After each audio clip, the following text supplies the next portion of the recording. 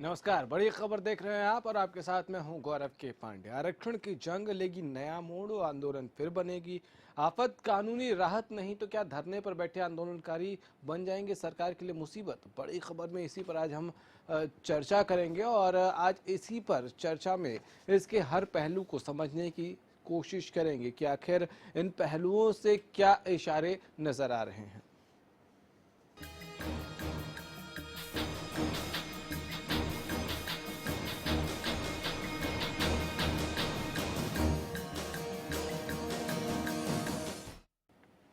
सत्रह जून ये तारीख मुकर्रर की है अदालत ने अगली सुनवाई के लिए, जिसके बाद ये साफ हो जाएगा कि आरक्षण पर अंतरिम रोक रहेगी या आरक्षण का रास्ता खुल जाएगा। लेकिन सवाल यह है कि कानूनी लड़ाई के बीच सियासी वार पलटवार से आरक्षण मिल जाएगा क्या, या इसकी राह आसान हो जाएगी क्या? ये तमाम सवाल इसलिए हैं क्योंकि जिस तरह से मौजूदा सूरत हाल नजर आ रही है इस वक्त सियासत की, खासकर सूबे में, उसके बाद बहुत सारे सवाल उठ रहे हैं। सीएम ने एक बयान में कहा कि अकड़ से काम नहीं चलेगा, सरकार के पास भी ताकत है।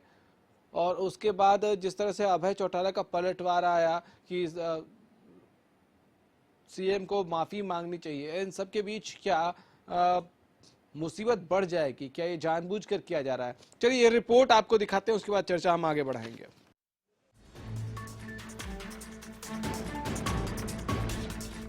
आरक्षण की खातिर सूबे में पिछले 9 दिन से जाट समुदायों का धरना प्रदर्शन जारी है।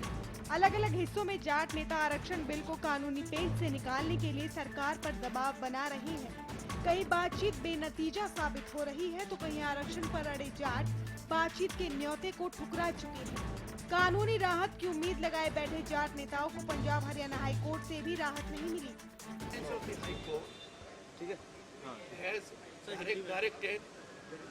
कि इस मामले की अंतिम फाइनल सुनवाई 17 तारीख को होगी और डिवीजन बेंच ने यह निर्देश दिया है कि इससे पहले जो भी कागजात पक्षकारान्वी वापस देने एक दूसरे को वो पूर्ति कर दी जाए। अब मामले की सुनवाई 17 तारीख को होगी। तो करने वाले कर रहे हैं, मैं पहले से बता रहा हूँ। और किसी को भी आंदोलन करने का, शांतिपूर्ण आंदोलन का अधिकार है किसी भी नागरिक, भारतीय नागरिक को प्रजातंत्र के अंदर, वो कर रहे हैं, करने दो।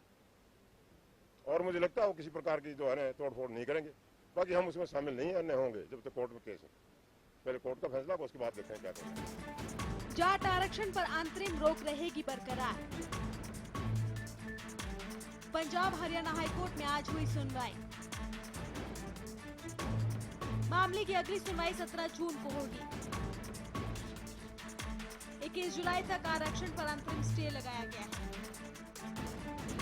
सियासी बयानबाजी के बीच शांति का धरना फिर से जंग में तब्दील हो सकता है। सीएम मनोहर लाल खट्टर ने जाट नेताओं को अकड़ में रहने और सरकार की ताकत की नसीहत दी।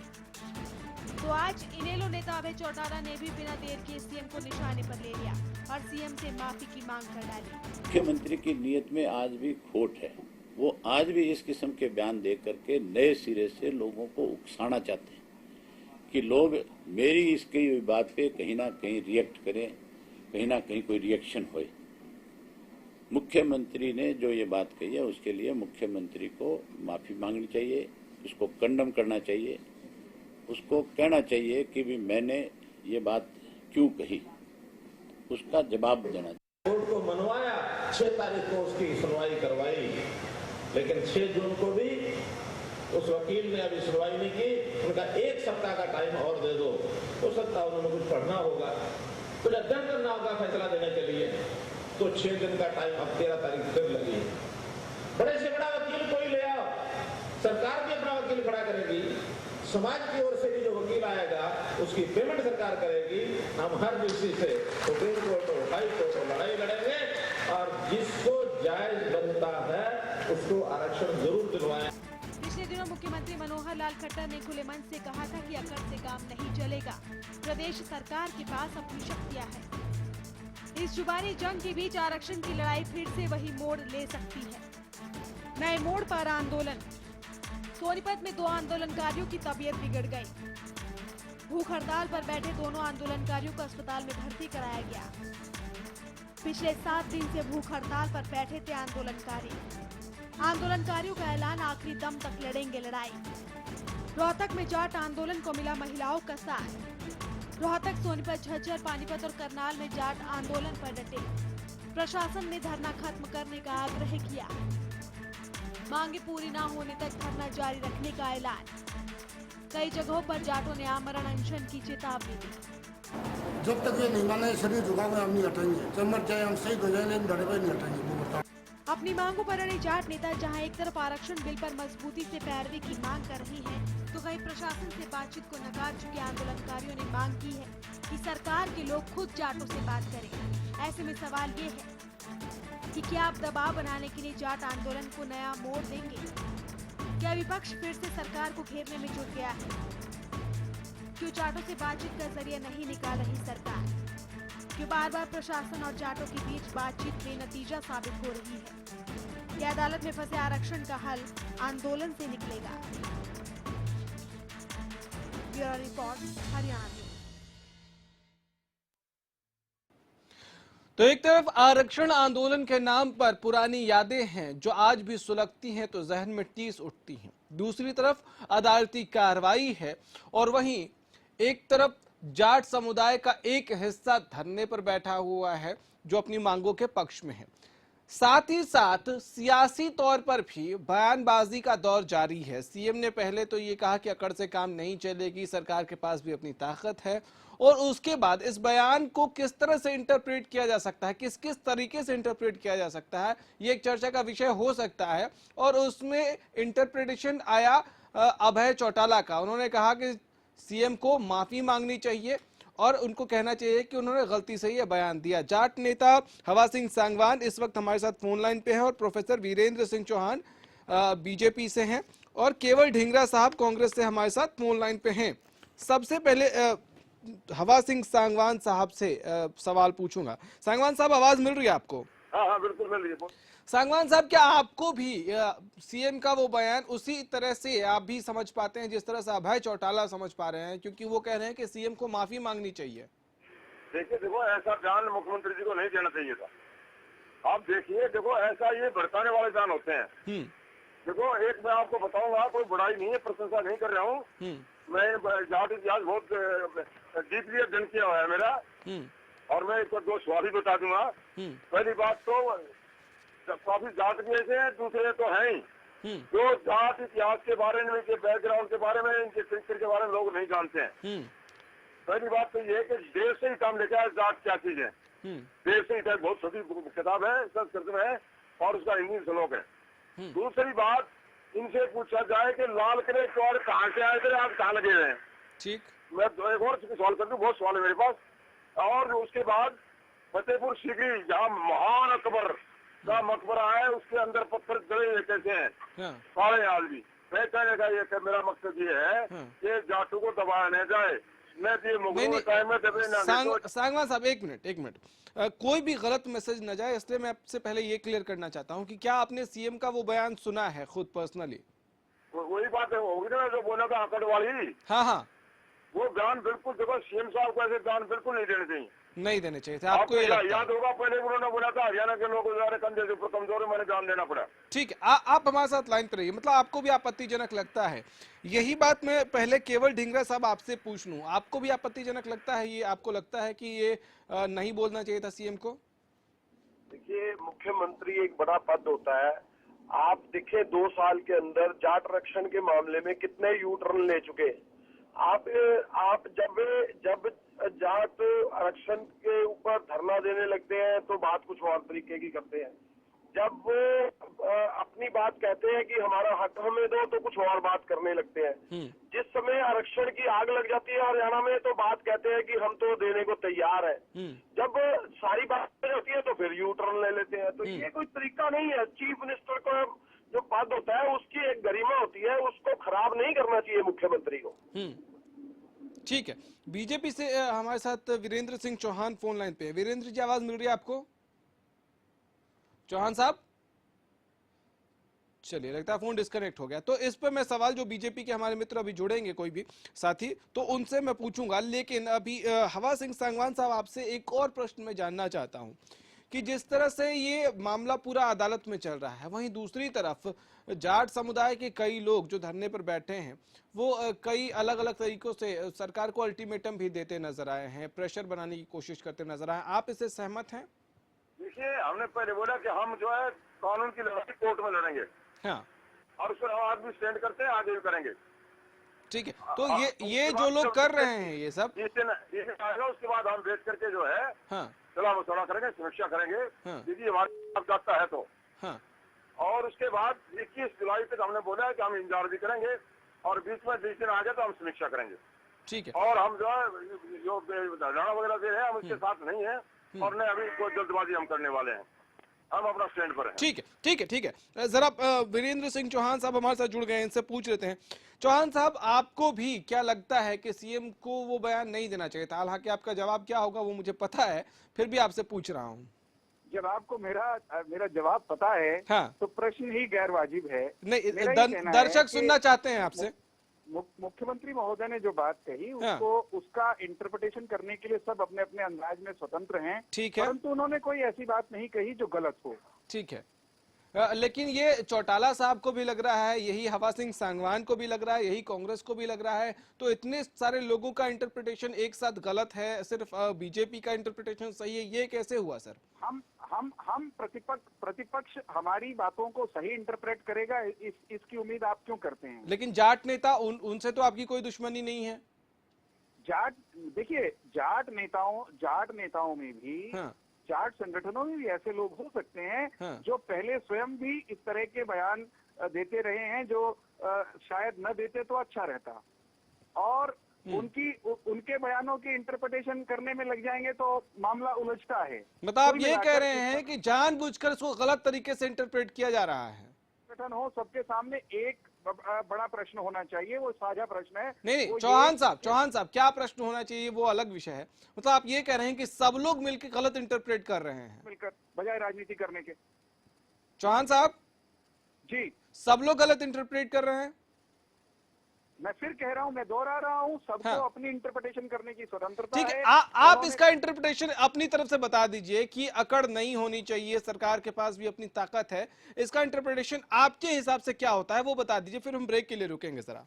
देखिए, बहुत सरल और सीधी सपाट सी बात है, हाँ, कि अकड़ तो न मुझ में होनी चाहिए, न आप में होनी चाहिए, न किसी संगठन विशेष में होनी चाहिए, न किसी पार्टी विशेष में होनी चाहिए। हाँ, प्रजातंत्र में सारी चीजें नियम कानून के हिसाब से, कायदे के हिसाब से चलती हैं। ठीक, यही बात उन्होंने कही है। नियम, कायदे और जो प्रक्रियाएं हैं उनके हिसाब से ही चलेगा ना। चलिए एक ब्रेक का वक्त है यहाँ, ब्रेक से आएंगे तो ये सवाल फिर से जरा समझने की कोशिश करेंगे कि जितनी सरलता से आप बता रहे हैं उतना ही सरल है अगर, तो इस सरल चीज को कौन टफ बना रहा है, क्यों बना रहा है? क्या टाइमिंग ऐसी है कि इस पर रोटियां सेकी जा सकती हैं और इसलिए जानबूझकर इसको इस तरह से तूल दिया जा रहा है, या सीएम ने जो कहा वो सच में ऑब्जेक्शनेबल है, उस पर कोई प्रश्न चिन्ह उठा सकता है? एक छोटा सा ब्रेक, जल्द लौटेंगे।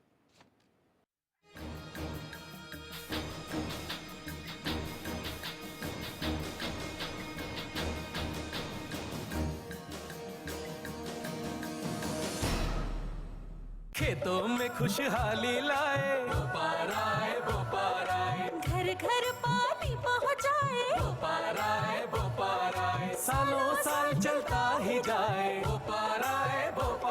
कम वोल्टेज में भी मोटर स्टार्ट करे बेआवाज, सालों साल चलने वाला बोपाराय मोटर स्टार्टर। ज्यादातर किसानों ने सरताज जिप्सम को अपनाया। मैं इस खेत ਦੇ ਵਿੱਚ 2 ਸਾਲ ਪਹਿਲਾਂ ਨਵੀਂ ਮਿੱਟੀ ਪਾਈ ਦੀ ਜੀ, ਇਸ ਕਰਕੇ ਇੱਥੇ ਬਿਲਕੁਲ ਫਸਲ ਨਹੀਂ ਹੋ ਰਹੀ ਦੀ। ਮੈਂ ਸਰਤਾਜ ਜਿਪਸਮ ਵਰਤੀ, ਸਰਤਾਜ ਜਿਪਸਮ ਵਰਤਣ ਕਰਕੇ ਇੱਥੇ ਬਹੁਤ ਵਧੀਆ ਫਸਲ ਹੋਈ ਹੈ ਜੀ। ਇਹਦਾ ਤੁਹਾਡੇ ਸਾਹਮਣੇ ਦੇਖੋ ਫਲੀਆਂ ਕਿੰਨੇ ਵਧੀਆ ਨੇ।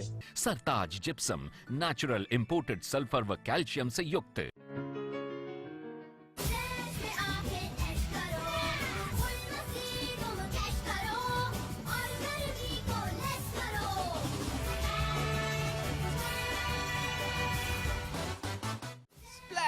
मोटर वर्ल्ड, सुखपुरा चौक नियर पावर हाउस, रोहतक।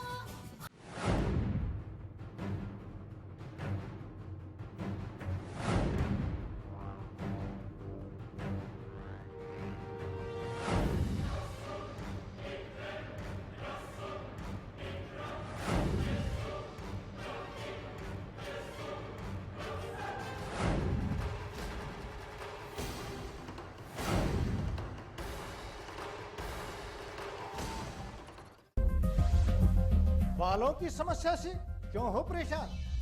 बच्चा खाए या जवान, सबका इलाज होगा एक समान।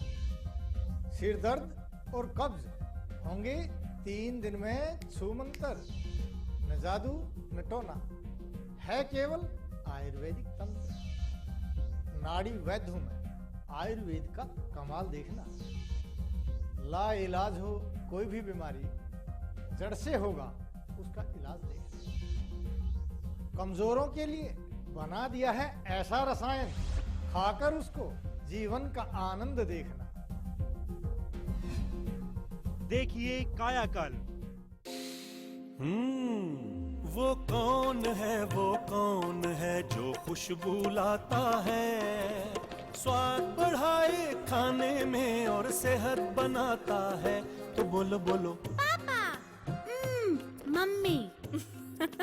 खाने को टेस्टी बनाता है लक्ष्य शुद्ध देशी घी, खुशबू और स्वाद में हिट, सेहत को रखे फिट। लक्ष्य शुद्ध देशी घी, स्वाद और सेहत की बात शुद्धता के साथ। सांगवान्स डिफेंस एकेडमी, एयरफोर्स और नेवी में भर्ती होने का सुनहरा मौका। अपना कैरियर नेवी, एयरफोर्स और आर्मी में देख रहे हैं। केवल नेवी, एयरफोर्स, आर्मी पर ही फोकस रखा जाता है। डिसिप्लिन को फर्स्ट प्रायोरिटी दी जाती है, जिससे इसकी अलग पहचान है। कोच द्वारा फिजिकल की तैयारी, यहाँ हॉस्टल और मेस की सुविधा भी उपलब्ध है। ज्यादा जानकारी के लिए आप हमें संपर्क कर सकते हैं।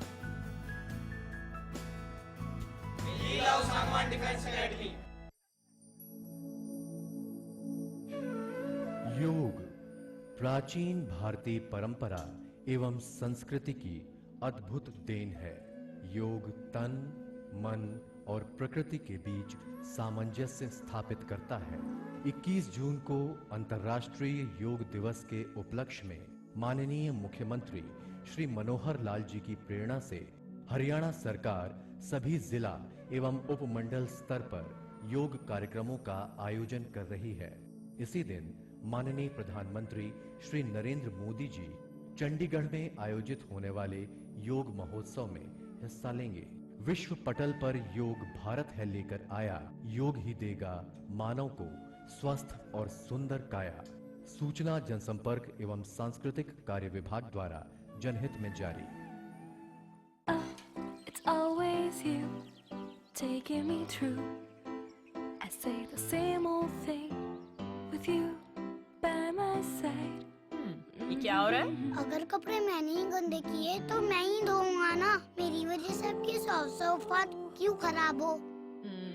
वेल मिस्टर खुद्दार, कपड़े तो साफ हो गए और आपकी सॉफ्ट हाथ अभी भी सॉफ्ट है। मैं भी ना यूं ही टेंशन लेता हूँ। लो इसे भी आप साफ कर दो। कपड़े कलर्ड हो या व्हाइट, स्टेन्स की छुट्टी पक्की। कपड़े और हाथ वुश करे खुश। सरकारी नौकरी मिलती नहीं या आप लेते नहीं, बेरोजगार रहने के 2 कारण हैं। या तो आप कोशिश नहीं कर रहे या आपकी दिशा गलत है। सरकारी नौकरी कैसे पाई जा सकती है? देखिए हमारा खास कार्यक्रम कैसे पाएं सरकारी नौकरी, हर रोज दोपहर 2:30 बजे।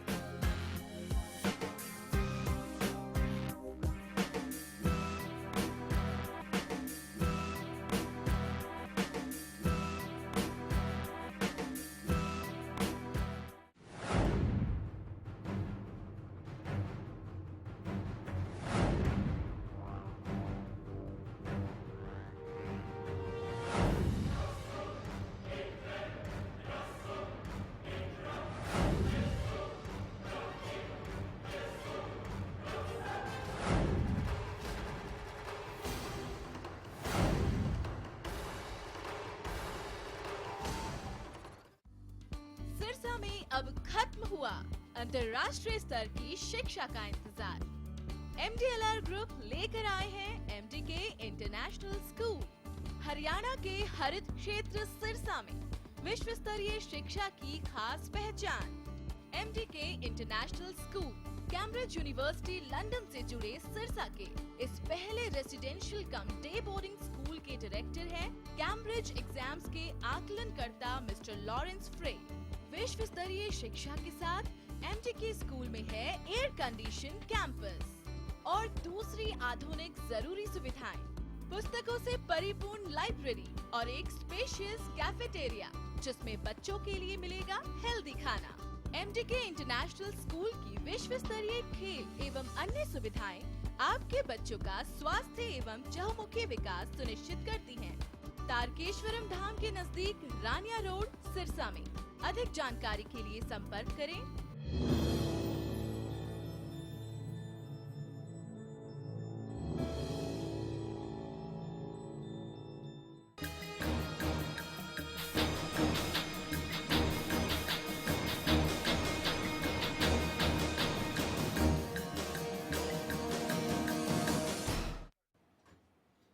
ब्रेक के बाद एक बार फिर से आपका स्वागत है। कौन क्या चाहता है, किसकी क्या मंशा है, ये समझने की कोशिश कर रहे हैं। जाट आरक्षण आंदोलन की हम बात कर रहे हैं।